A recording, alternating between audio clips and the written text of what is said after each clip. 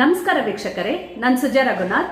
Welcome to my channel blue waves acupressure and auricular centre, Bangalore. ಇವತ್ತಿನ topic repeated cold and cough. ತುಂಬಾ ಜನನ್ನ ನೀವು ನೋಡಿರ್ಬೋದು ವೀಕ್ಷಕರೇ. ಯಾಕೆ ಕೆಲ್ಸಕ್ಕೆ ಬಂದಿಲ್ಲ ಅಂದ್ರೆ, ಏನೋ ಅಪ್ಪ ನನಗೆ ಕೆಮ್ಮು ನೆಗಡಿ ಬಂದ್ಬಿಟ್ಟಿದೆ, ನಂಗೆ ಆಗಲ್ಲ ಅಂತ. ಅಲ್ಲ, ಮೊನ್ನೆ ತಾನೇ ಬಂದಿತ್ತಲ್ಲ ಮತ್ತೆನಾ ಅಂತ ನೀವು ಆಶ್ಚರ್ಯ ಪಡ್ಬೋದು.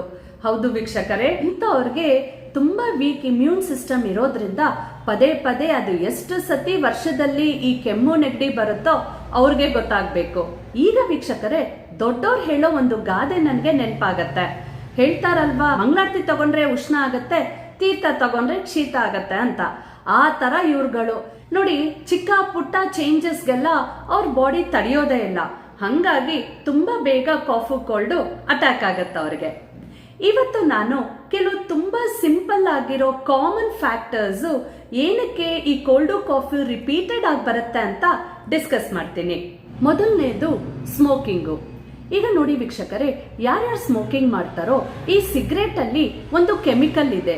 ಈ ಕೆಮಿಕಲ್ಲು ಸ್ಮೋಕ್ ಮಾಡಿದಾಗ ಡೈರೆಕ್ಟ್ ಆಗಿ ಅದು ನಿಮ್ಮ ಇಮ್ಯೂನ್ ಸಿಸ್ಟಮ್ ಸೆಲ್ಸ್ ನ ವೀಕ್ ಮಾಡ್ತಾ ಬರುತ್ತೆ.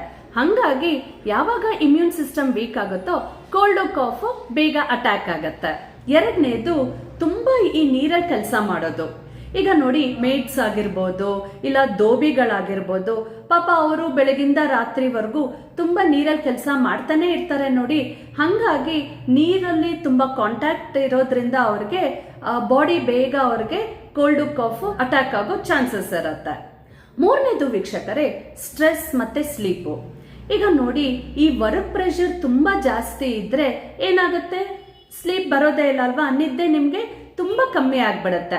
ಮನ್ಸಲ್ಲಿ ಎಷ್ಟು ಓಡ್ತಾ ಇರುತ್ತೆ, ಅದೇನ್ ಮಾಡ್ಬೇಕು, ಇದೇನ್ ಮಾಡ್ಬೇಕು, ಹೆಂಗ್ ಹೋಗ್ಬೇಕು, ಏನ್ ಮಾಡ್ಬೇಕು ಅಂತ ಈ ತರ ಯೋಚನೆ ಮಾಡಿ ಮಾಡಿ ನಿದ್ದೆ ಮಾಡೋದೇ ಕಮ್ಮಿ ಆಗ್ಬಿಡತ್ತೆ.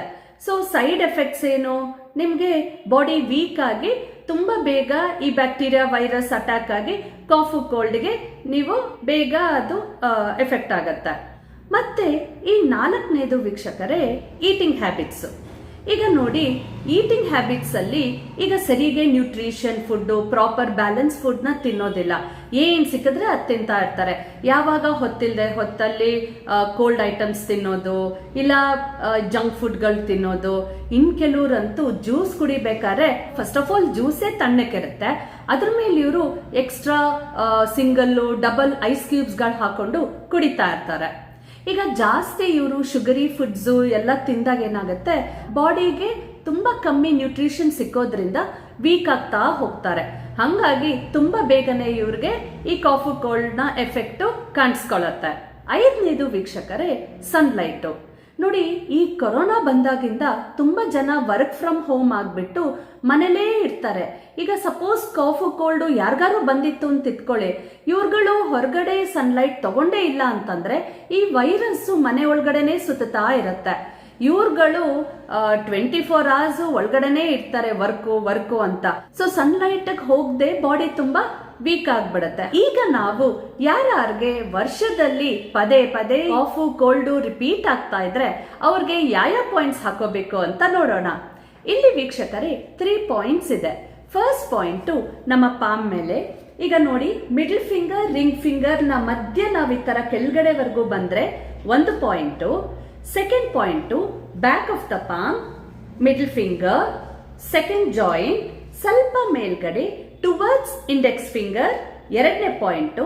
3ನೇ ಪಾಯಿಂಟ್ ವೀಕ್ಷಕರೇ, ಈಗ ನಾವು ಈ ಮಿಡಲ್ ಫಿಂಗರ್ ಕೆಳಗಡೆನೆ ಸ್ವಲ್ಪ ಬಂದ್ರೆ ಇನ್ನೊಂದು ಪಾಯಿಂಟ್ ಇಲ್ಲಿ ಬರುತ್ತೆ.